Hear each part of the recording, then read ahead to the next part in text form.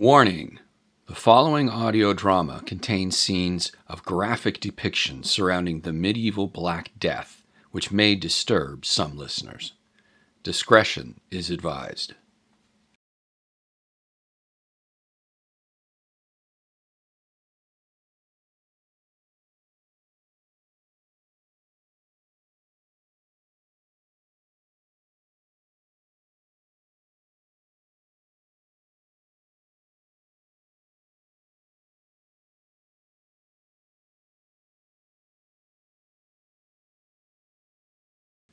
Previously. What is this? How did she get it? She had been breathing corrupted air. Miasma. Promise me you'll stay out of the town. Everyone's life here may depend on it. That might be a bit of a problem. My parents have been invited to the Duke's Manor later in the week. That's him! That's the one I told you of! In my travels, I have met another like yourself from the top of the mountains. You told me my mother would not approve on her special day. You meant her birthday, didn't you? Are you a sorcerer? Do we not know that the ocean turns into mist, that turns into rain, that comes down the rivers and back out into the oceans again? Please, I beg to Almighty God, what is happening to me? Very soon, you're going to be walking down a long tunnel with a bright light at the end. Surrender Not the Flame. Episode 4. Darkness of the Storm. The Duke's event was enough to convince Emiria and Hiro not to return to the city for Mass the following weeks. It was clear other members of the farming community were also avoiding the town. They did their best to distract themselves with the chores of the fields, but couldn't ignore the ringing of the cathedral bell in response to announcing a parishioner's death. After a few weeks, the chiming seemed non-stop. What's more, Elouan noticed an influx of more carrion birds flying near. He could also sense the rise of emotional grieving from the walled village. As he stood atop the hillside staring down at the city, it appeared the sky itself seemed to mourn.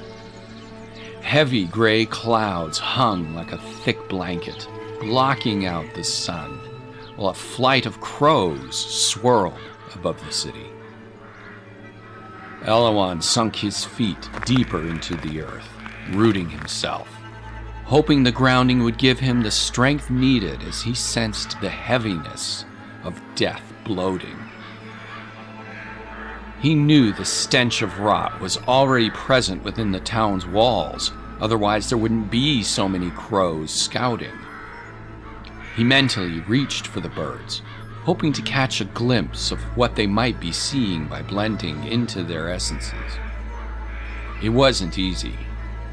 Already distracted by the virulence of the pestilence itself, he struggled to push the horror aside from his mind in order to shift awareness to the crows.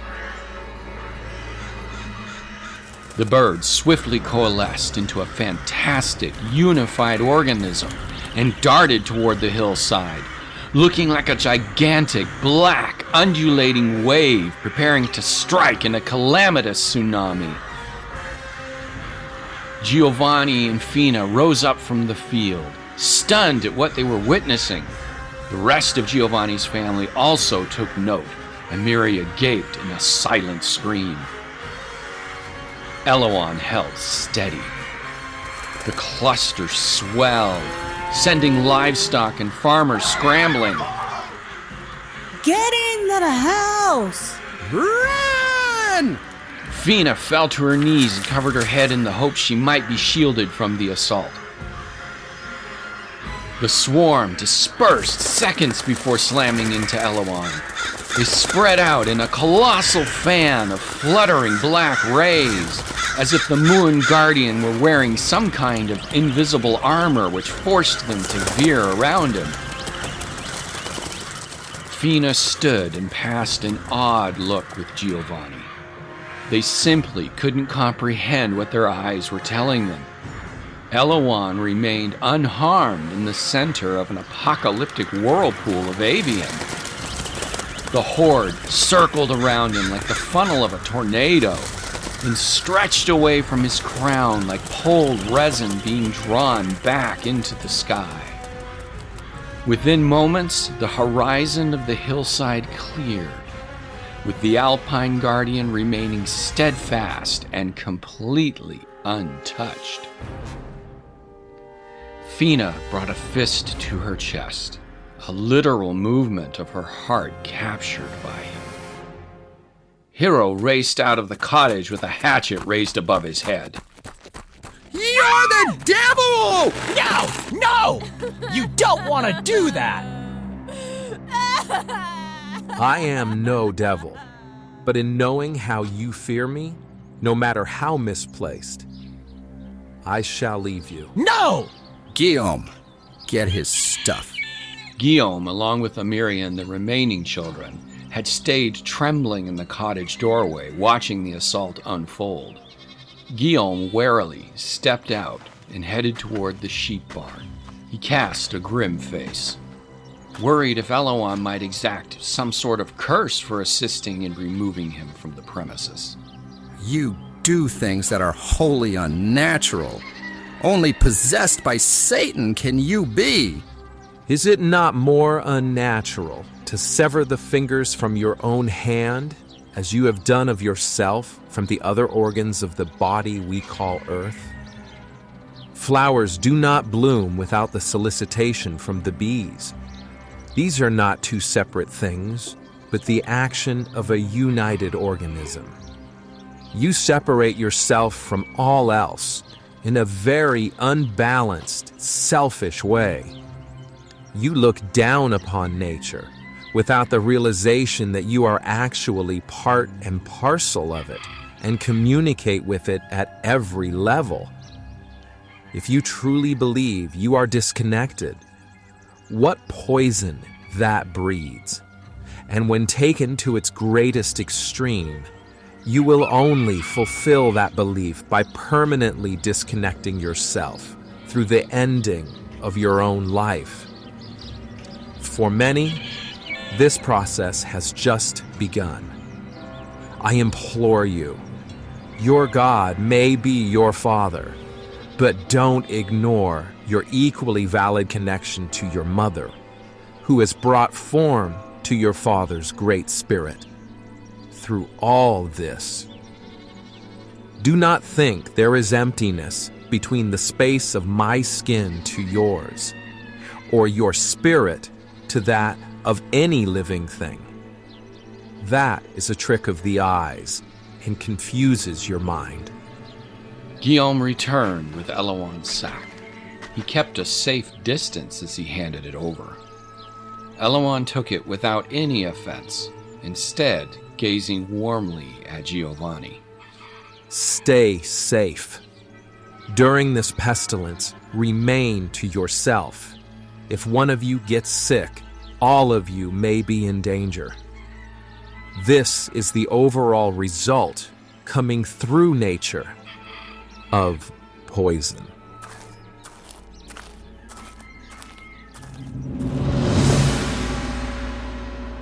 As the owner of the cobblery, Humphrey wasn't sure how much longer to risk offering services.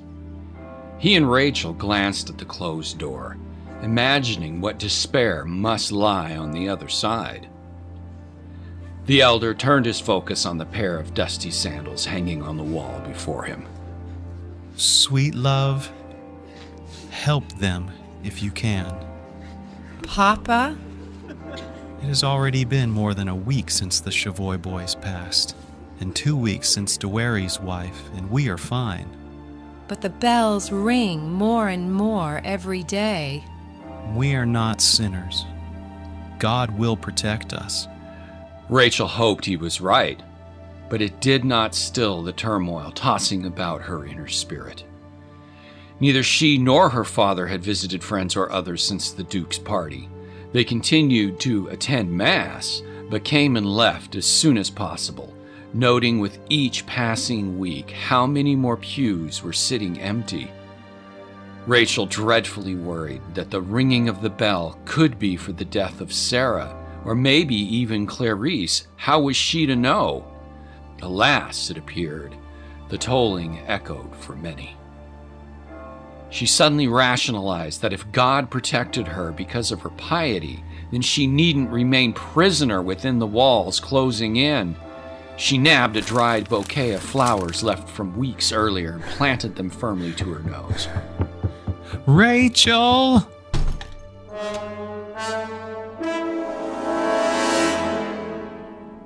She hurried into the street, then abruptly stopped as a parade of mourners passed. The small size of the casket being carried on the shoulders of the survivors suggested the remains of a child. But they weren't the only ones. Just an arm's throw away, another string of mourners followed, carrying a larger casket, though this one was clearly made at the last minute from scraps of tossed wood. Rachel peered down the street to see a handful of people fleeing from their apartments. Even more disturbing, they appeared to be leaving alone instead of having their spouse or kin alongside. She ran to gather answers, but skidded to a stop when something caught her attention from the alley. 3 bodies sprawled haphazardly along the ground. She hesitated, then cautiously stepped forward. As the cadavers came more clearly in view, they appeared black and twisted. The blackness charred toes and fingers, and the warping of the bodies made Rachel believe they had to be in unbelievable pain when they collapsed. She noted one of the shirtless corpses displayed a trio of ghastly carbuncles protruding from the armpit like a grotesque mountain range. Another had 2 large ringed welts near his groin, seen only because vermin had eaten holes in the trousers, the scavenging cut short by their own deaths, as Rachel spotted rodent carcasses only a few feet away. One had incriminating fabric still stuck in its mouth. Both bodies were also splattered with the dark, pitted plague rash. A cloud of flies buzzed around the third corpse. The long hair, coiled below the shoulders, clotted with blood near the tips as well as on the chemise, revealed the remains as being a woman. The overwhelming smell turned the sweetness of the flowers into a vapor that roiled the stomach. Rachel buried her nose deeper into the bouquet and sprinted in an about-face from the alley. The stench lessened when she returned to the wider stretch of the cobblestone thoroughfare. You can't leave him here. He's your brother. Rachel saw a young woman abandon an apartment, running for her life. The person screaming was the girl's neighbor. The portly gentleman sneered, disgusted with the lady's insensitivity, but then heard the coughing next door. And then there was the smell. He winced when it hit. Gerald. The summons made the neighbor stiffen. He suddenly buried his face into the crook of his elbow to protect against the sickening odor. Don't let me die alone. Mother and father are here, but gone. Just yesterday. In a flash, the neighbor changed from scorning the sister to embracing her terror. The stricken man collapsed in the shadow of the doorway and fell onto his back.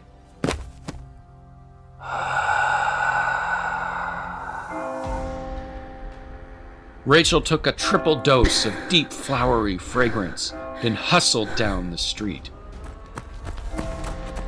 She spotted a pair of dirty, low-class men hauling a litter of 3 bodies.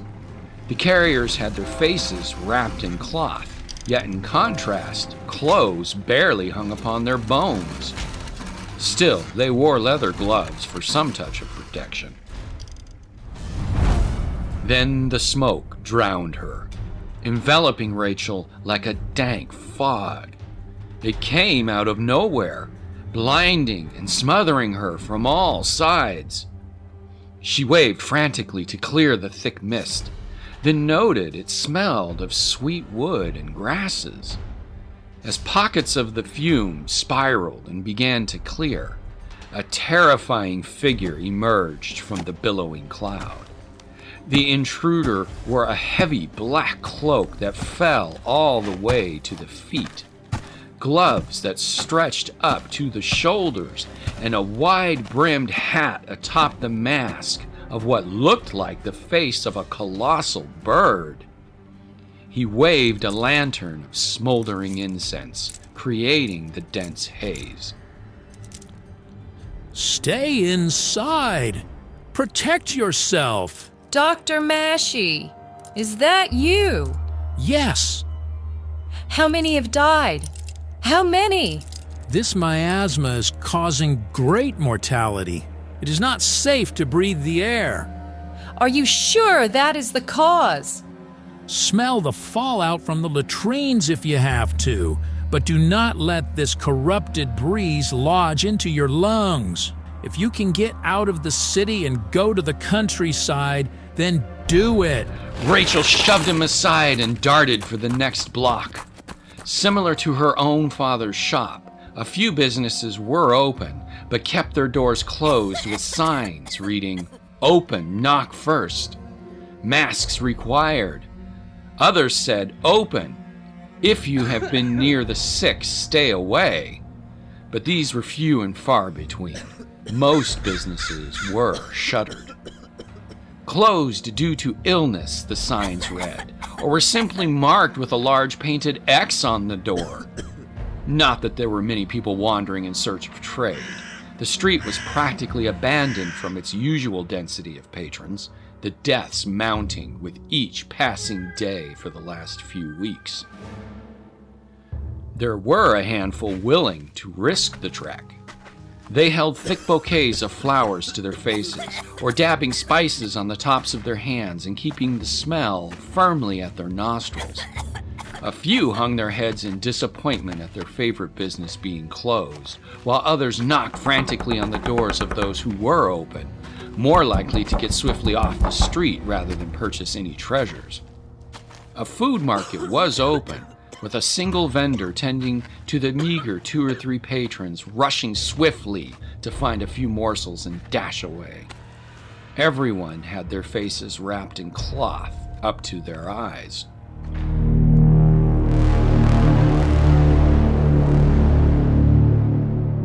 The only cluster of mass individuals appeared to be congregating outside the door of the notary, who produced wills and testaments.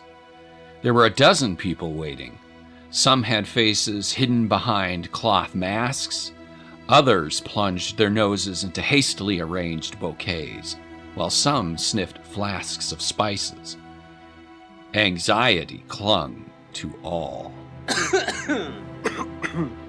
One of the people abandoned the group and grabbed a rock to throw at the people coughing. All of a sudden, a trio in the line coughed. One of them, a man named Thomas, shook to such an extent that the bouquet he held fell away from his face, revealing his mouth covered with spittle. He looked feverish. Another man, still in good health, abandoned the group and grabbed a rock to throw at him. Get away! Don't infect us. Go die in your home.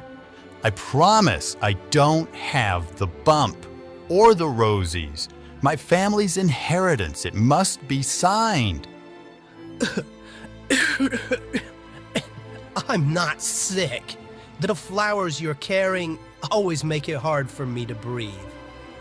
Go home and die, Cumber World!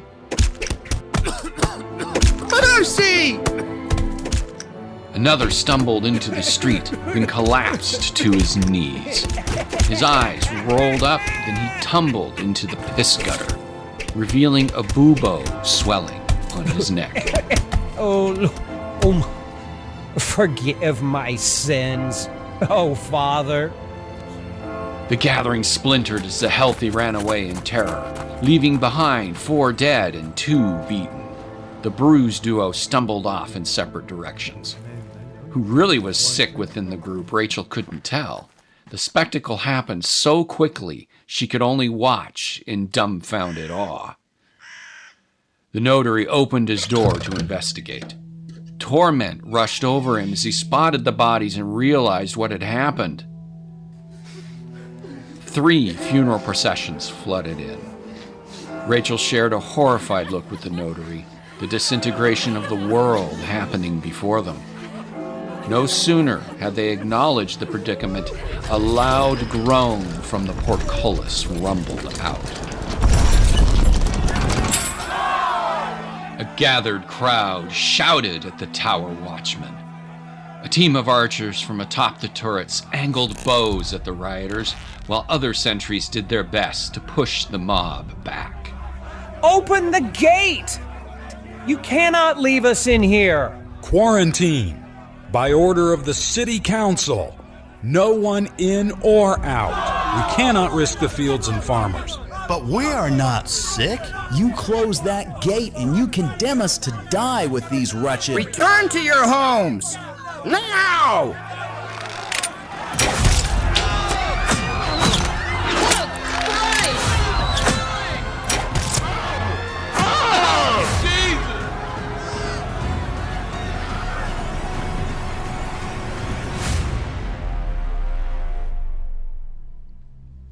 William, like Rachel, couldn't handle the isolation with his family in the apartment.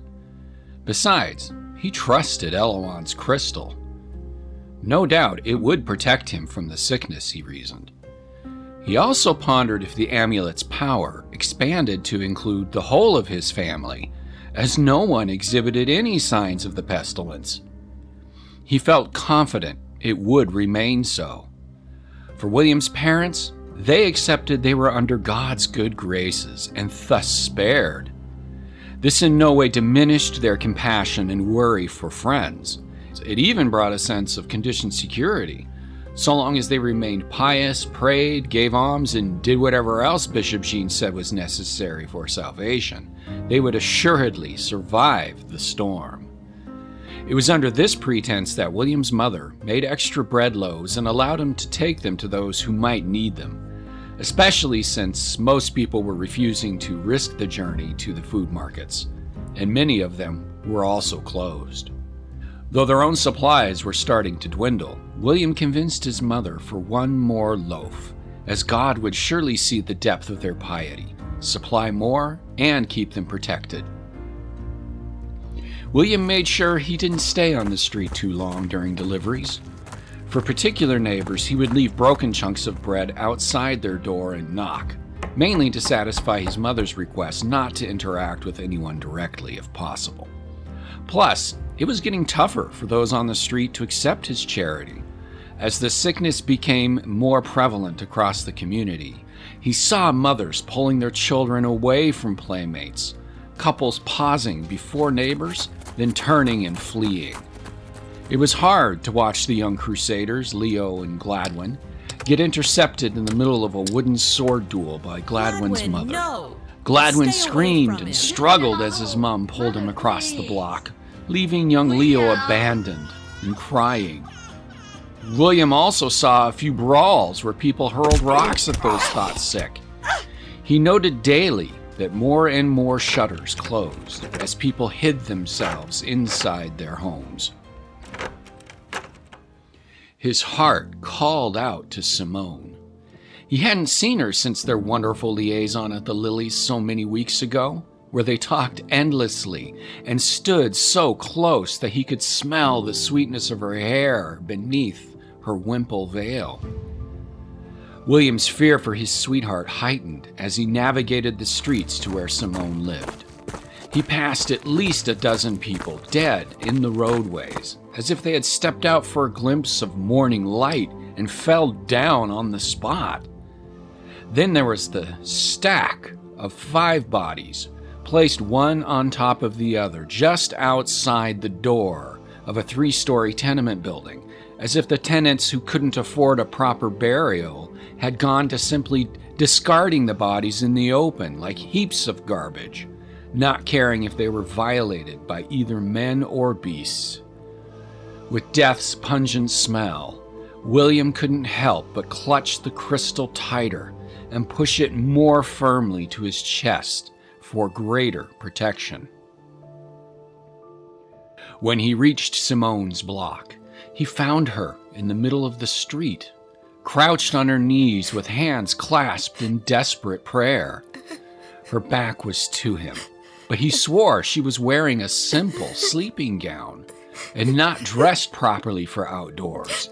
Even more disturbing, her hair billowed in waves about her shoulders instead of being braided and hidden beneath the usual head veil. Simone? William? She hobbled to her feet, then turned. Startled, William shuffled backward as her once flawless skin now looked ruddy, eyes sunken, and a horrid rash splattered across the top of her chest, which the gown couldn't cover. William, please. I have already lost my beloved mother and brothers. My father ran away 3 days ago.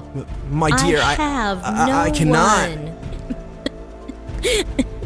I had such a wonderful time with you at the Lilies.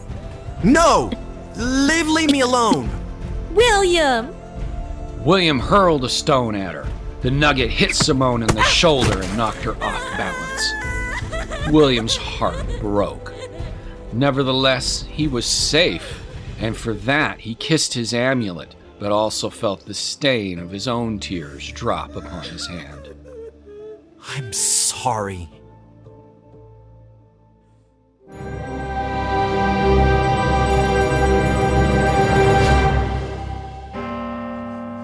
"15 caskets sat in the nave of the cathedral. Earlier there had been 25, a few of them so close they nearly touched to fit inside the space. In nomine Patri, et Filii, et Spiritus Sancti. Amen." Bishop Jean courted smoke from an incense box around the coffins. These were not the normal funerary customs, but these were not normal times. The bishop made sure the mourners remained as far from him and the caskets as possible as he offered prayers of assistance for the deceased.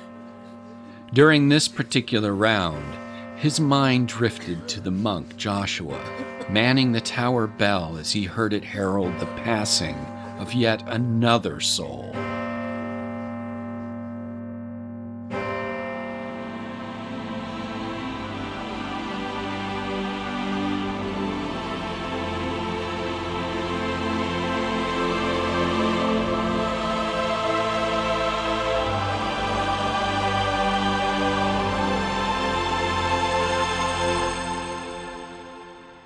Later that afternoon, he had Joshua visit him in his office. When the young lad entered, Jean was languishing over his desk looking at parchment, his temple resting into the points of his fingers in a clear exhibition of dismay. "You wish to see me?" 103 yesterday. Nearly 200 today. 20 of our own have already been whisked away. Stop ringing the bells. Yes, sir. And I am promoting you to deacon to replace Tumas. Joshua remained speechless. Prior to the outbreak, there would never have been a chance of such promotion without years of service and additional education. It demonstrated just how badly the scourge had hit the ranks. word. Why? Why?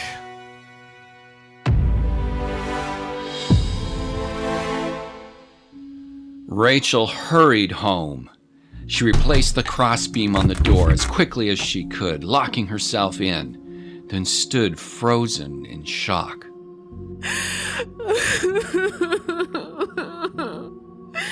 Humphrey embraced her, relieved she had returned. Oh, my sweet daughter. Please don't ever do that again. I cannot bear to lose you like I did your mother. Why is God doing this?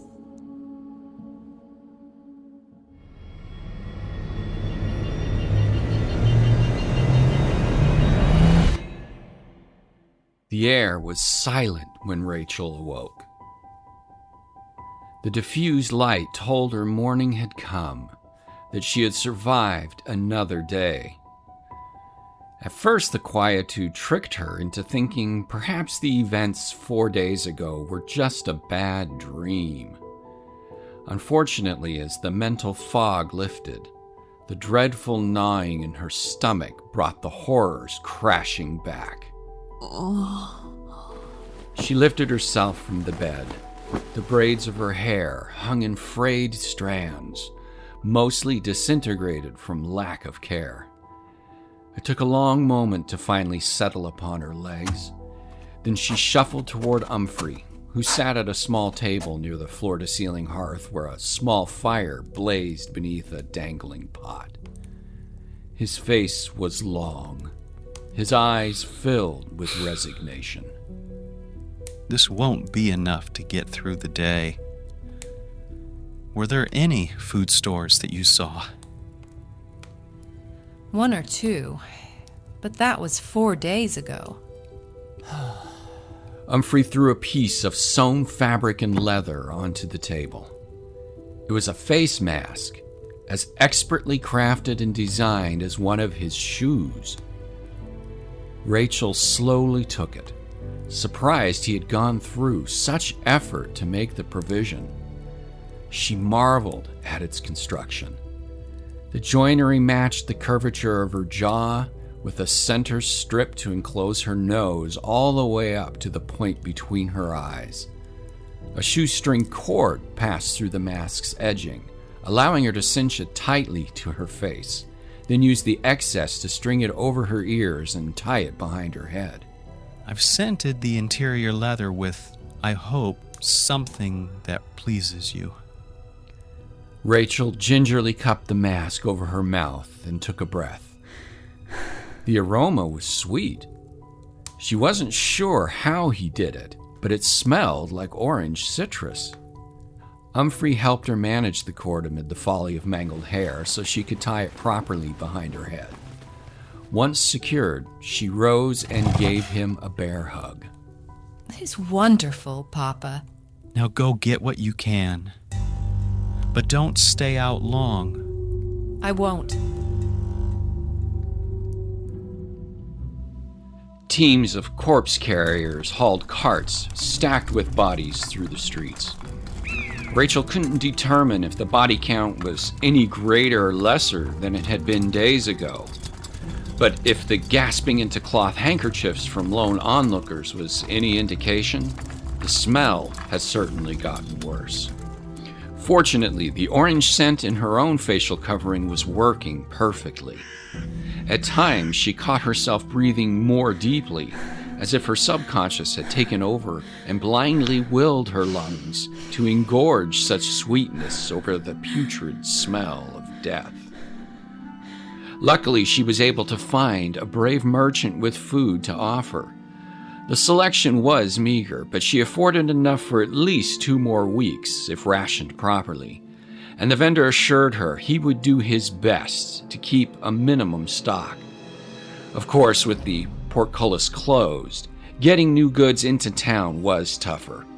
The vendor explained that the city had to reroute supplies through the port, and each ship had to prove they had no one aboard sick or had come into contact with anyone in any other ports who were. What's more, less goods were coming, as the disease was clearly ravaging other parts of continental Europe. Rachel took the news with a heavy heart. She worried incessantly for Sarah and Clarice and promised to check on them as soon as she had delivered the food home. No, I don't think it's a good idea. But the mask is working. I promise it will only be a mere moment to check on them. Please. You always keep your promises.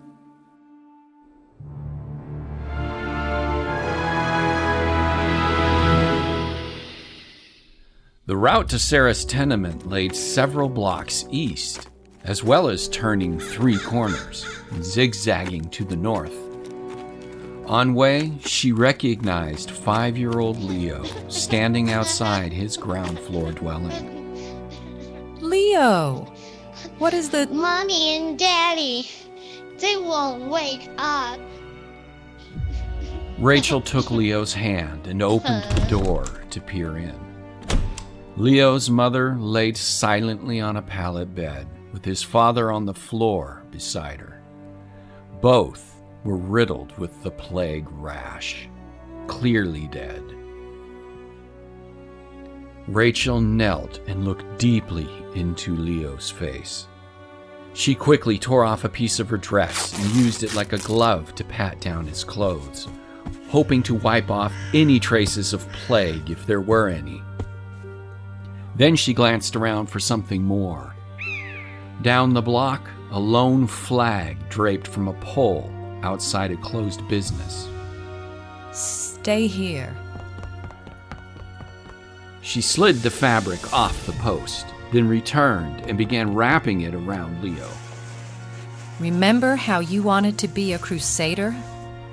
This is your armor. This will protect you from forces both seen and unseen. Is that good? Now, we have to go get you training. Will you let me take you? Leo hesitated, then at last gave the affirmative. Rachel took his hand. Hold tight and don't let go. Don't look back. You serve God now, remember? Will I see Mommy and Daddy again? Yes, you will. Someday, I promise. What's it like being a crusader? Tell me. Rachel suddenly spotted a trio of waste sniffers huddled over the putrid excrement canals leading out to the bay, inhaling deep breaths of the pungent shit. The poor bastards extended shawls over their heads to capture the scent as they buried their faces in the muck. Each of them scowled from the foulness, but they also believed they had no choice as they were fighting for their lives. When Rachel and Leo at last made entry onto the cathedral grounds, it became evident she couldn't shield the young lad from the calamity. They had to skirt the graveyard to reach the rectory. There were 5 sets of gravediggers shoveling plots, with hardly any space left within the borders of the cemetery for more. Fresh mounds of the newly interred erupted from the greenery, spanning nearly the whole of an acre, filling the open field Humphrey had seen a few weeks earlier. Leo stared, but was unsure what the diggers were really doing. For Rachel, it exposed a greater understanding of the scope of the menace. She hurried Leo up the steps to the rectory door.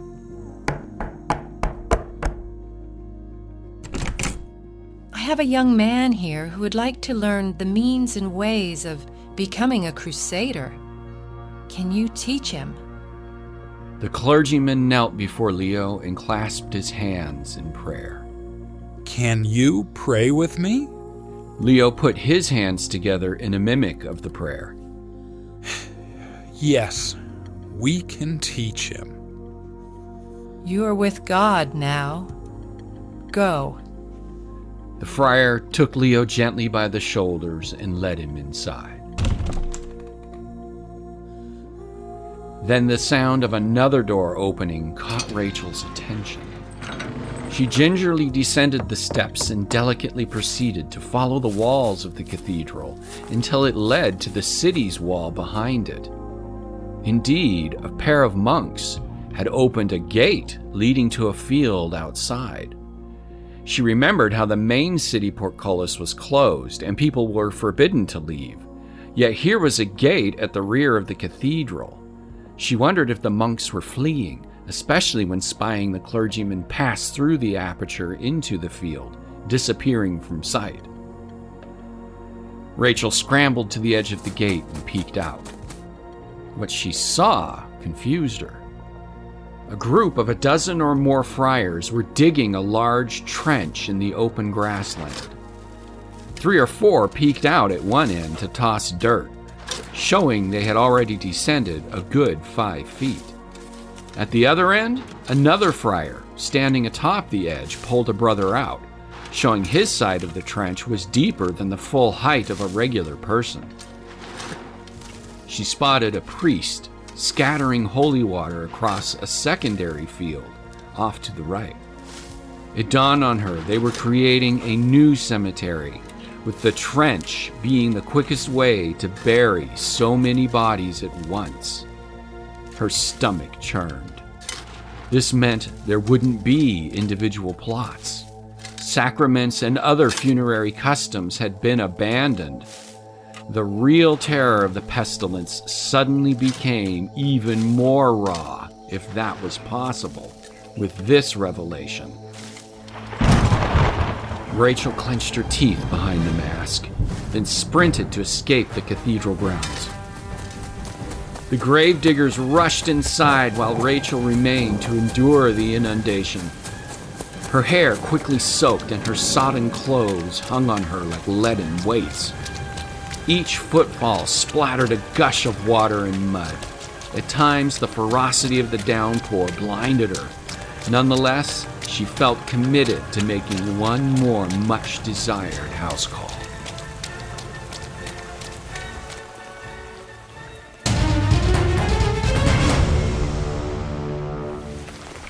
By the time Rachel returned into the heart of town, the rain had helped empty the street of most people, except the corpse carriers. She saw a pair hauling a stack of 3 bodies on a plank. They deposited the dead into the back of a cart already stacked with corpses, soaked from the rain. A friar, no doubt on duty from the cathedral, covered his mouth as he approached and motioned the cross over the heap. He failed to see another plank brought up behind him from a second pair of haulers, carrying 2 more corpses. The carriers nudged him, surprising him for his services. Rachel turned squeamish, then hurried up the steps of the tenement building. At the top of the second-floor landing, she encountered the body of an adult crumpled over, just outside the door to Sarah's apartment. Rachel recognized it was Sarah's father, wrapped in a blanket. His fingertips were black while clutching the mantle, his face jaundiced, with no signs of life. The terror tore through her like a firestorm. She hurried into the apartment. The mask failed to protect her against the putrid smell so pungent throughout the apartment. It was rank, with a tint of sickening sweetness. When mixed with the orange scent of the mask's leather, the combination turned her stomach. She instinctively put a hand over her nose, then cautiously approached her friend, lying still on the bed. Sarah's face had already turned gray, dead for who knew how long. Then she noticed Clarice, lying on a second bed pressed up next to Sarah's at the foot. She noted Clarice's head drooped, with dried blood caked on her lips, also deceased. God is punishing us. Sarah and Clarice's mother, Marie, sat against the wall with her legs bent up, head buried into her knees. Rachel approached, stopped at a safe distance, then lowered herself to get a better look. Madame Marie? Uda is dead, isn't he? He didn't want to flee like so many others, so stayed outside the door, hoping to remain safe. He refused to come back inside, even when he started coughing.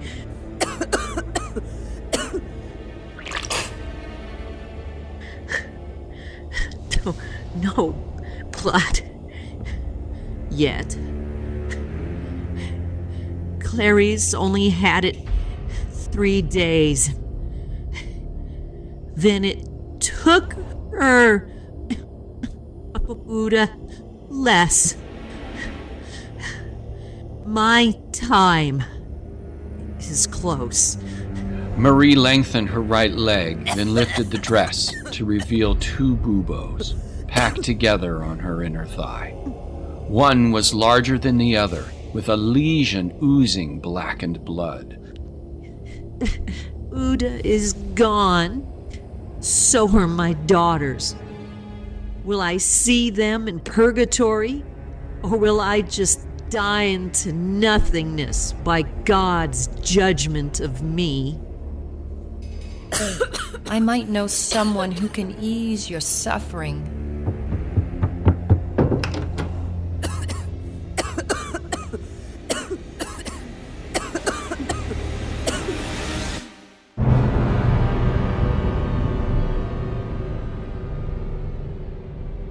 Rachel wondered what reckoning Humphrey would give her, but trusted he would remain safely indoors and not go in search of her.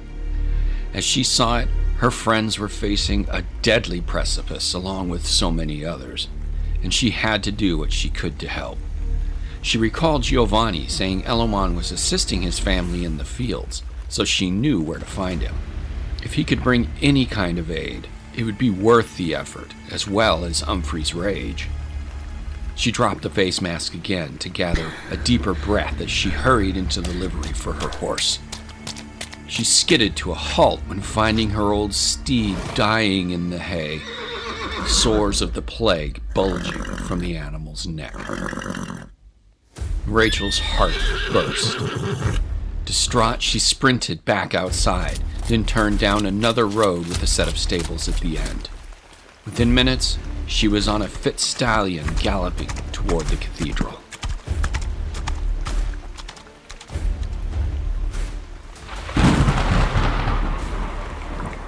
A second deluge kept the cathedral grounds empty of workmen or friars from interfering as Rachel rounded the charger to the closed gate.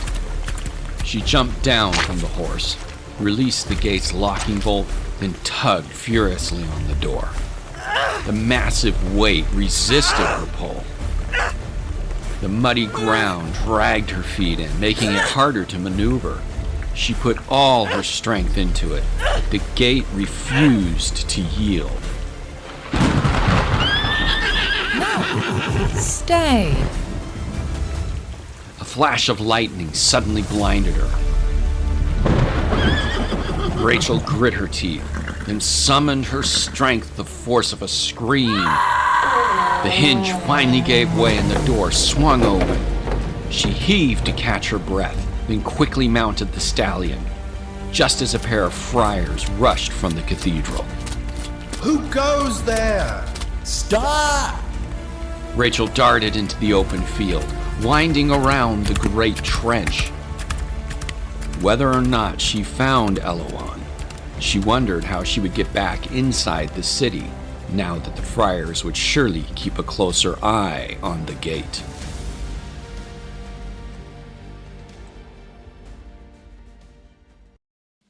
Next time. Giovanni! Where's Elouan? Maybe with my sister. Fina, you should not be here. You do not know what I know what you want, but I am not the right person. No! Fina, no! Why are you here? There is trouble back at the town. So many are dying. What are you doing? Where am I? What is this place? Lies. I cannot help you. Go into the white sun. Your answers are there. Father, servants are dictating to us their wages now. Outrageously. Do not speak to me of death when you haven't even lived. Are your hands idle, Papa? You always used to be in such a rush to see him. We cannot go. Why? What do you mean?